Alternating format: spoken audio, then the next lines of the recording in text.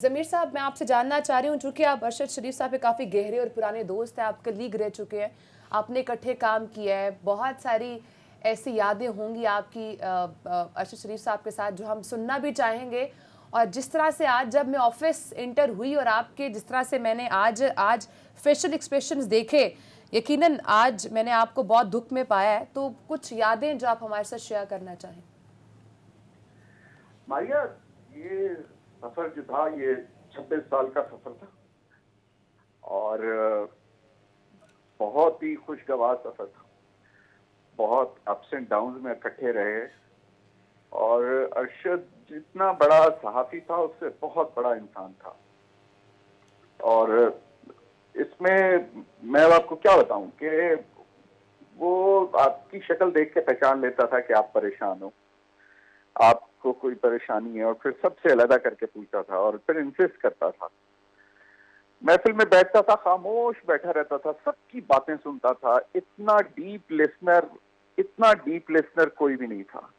और फिर जब अपनी बात करता था तो पूरे जोर से और कन्विंसिंगली करता था, जो कि आपने उनके प्रोग्राम्स में भी देखा हुआ है उनको।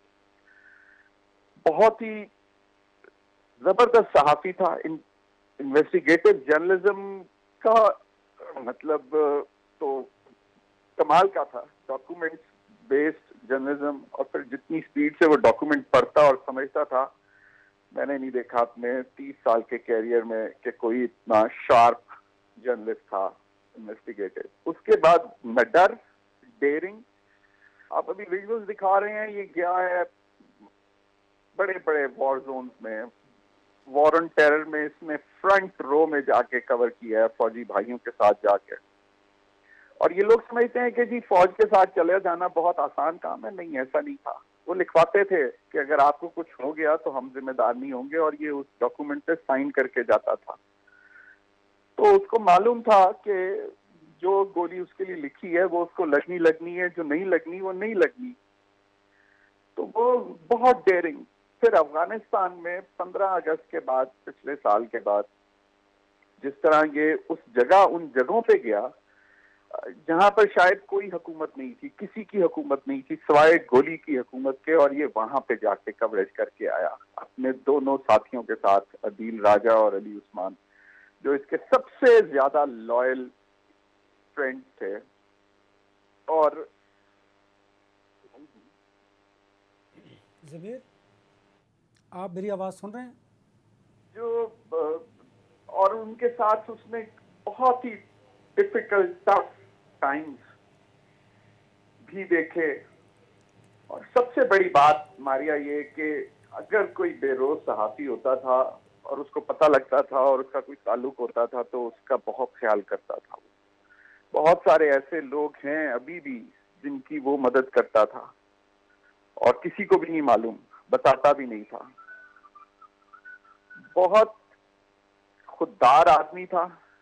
कहीं पे भी जाना, बैठना, होटलिंग करनी, कभी किसी को आगे नहीं होने देता था। ज़मीर साहब, आज हाई कमिश्नर जब अरशद शरीफ का जस्ते खाकी लेने गए तो वहाँ पर एक शख्स मौजूद था, हमारे पास उसकी फुटेज भी मौजूद है। मैं प्रोड्यूसर साहब से कहूँगा कि वो भी ज़रा चला दीजिए। तो वो मोबाइल से खेल रहा, नहीं बेहिसी कि यार एक पाकिस्तान का एक हीरो, उसको इस तरह बेईमाना तरीके से उसका मर्डर कर दिया गया, और वहाँ पर हाई कमिश्नर के साथ एक शख्स मौजूद था जो इतनी बेहिसी का मुजाहरा कर रहा था।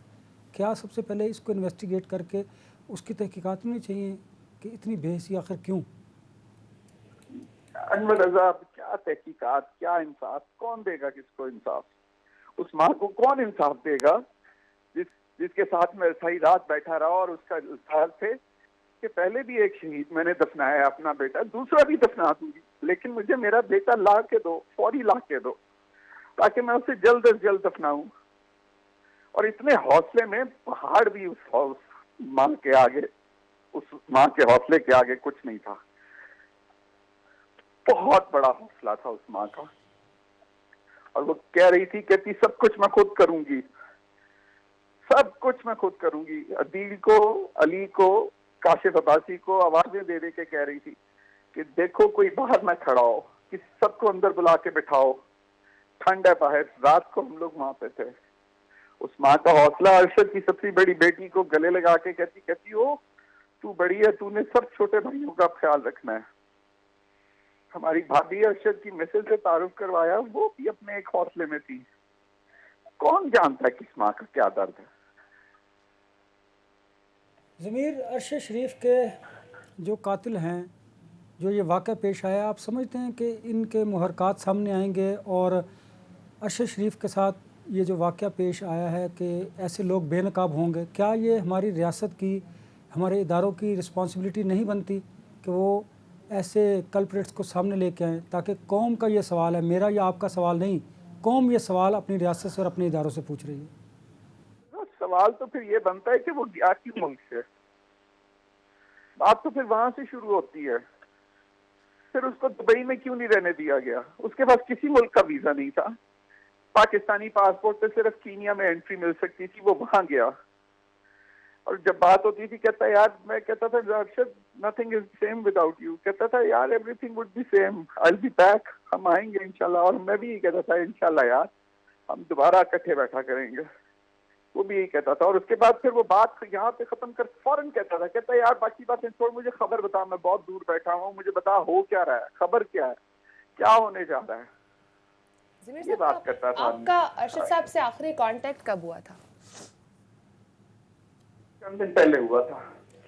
ضمیر صاحب, جب میں آج ان کے گھر گیا, ان کی والدہ سے ملا, بھابھی سے ملا, بچوں سے ملا, تو باہر جب میں کرسی پہ بیٹھا تھا, افسردہ, بالکل دل ایسے تھا بے جان سا, تو میرا ایک دوست وہاں پر آیا, اس نے مجھے بتایا کہ یہ ارشد شریف کا آخری میسیج پڑھو. تو اس میں پتہ کیا لکھا ہوا تھا کہ یار اس کا عدیل راجہ کا خیال رکھنا. آپ اندازہ لگائیں, وہ باہر بیٹھا ہے, اپنی جان کی اسے پرواہ نہیں, لیکن وہ اس دوست کو کہہ رہا ہے کہ عدیل راجہ کا پاکستان میں خیال رکھنا.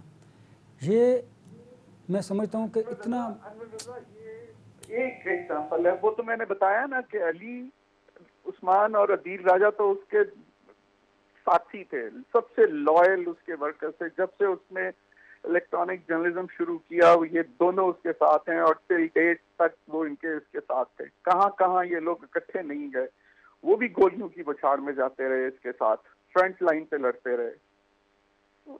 کس کا ذکر کریں, تو وہ عدیل کا خیال نہیں کرے گا تو اور کس کا کرے گا. میری بات ہوتی تھی مجھے اپنا خیال رکھیں, آپ ٹھیک ہیں. میں نے کہا یار ارشد مجھے بتا, آئی ایم دیئر 24/7, گھر والوں کو نمبر دے دے, سب کو کچھ ہو جائے 24/7. میں رات کو, تجھے پتہ ہے کہ میں راتوں کو جاگتا ہوں, رات کو اگر اور کوئی نہ فون اٹھائے تو میں تو جاگتا ہی ہوتا ہوں. مجھے تو کسی بھی وقت بتا دے گھر میں. وہ کہتا تھا نہیں کوئی اللہ خیر کرے گا, اللہ خیر کرے گا, کوئی مسئلہ نہیں, آئی نو.